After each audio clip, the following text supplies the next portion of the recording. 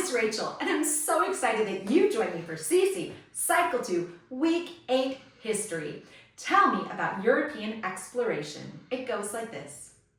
Between the late 1400s and the mid-1500s, Diaz rounded the Cape of Good Hope. Amerigo Vespucci sailed to the Americas. Balboa crossed Central America to the Pacific.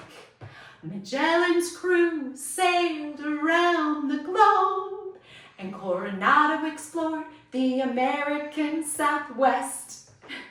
Those hand motions go like this. Between the late 1400s and the mid-1500s, so that just shows a passage of time. Between the late 1400s and the mid-1500s, Diaz, the ASL letter D, Diaz rounded the Cape of Good Hope. Amerigo Vespucci, a letter V, sailed to the Americas. There it goes. Balboa is the letter B, thumb across your palm. Balboa crossed Central America, look at him go, to the Pacific.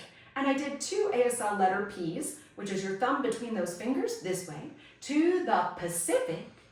Magellan's crew, the letter M is thumb by your pinky, fold those fingers over. Magellan's crew sailed around the globe. And Coronado, the letter C, explored the American Southwest. And remember, when you do this for your students, you're going to want to mirror so that they're doing those motions so they know where those places are when the map is placed in front of them. With my students, I will use the labeled map. I'm also going to use with them some ships from Battleship.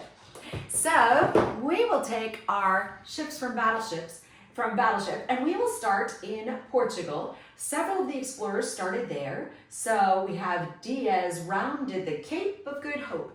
Magellan did start from Spain, which again, super close to Portugal. The other explorer that was sponsored by Spain was Coronado.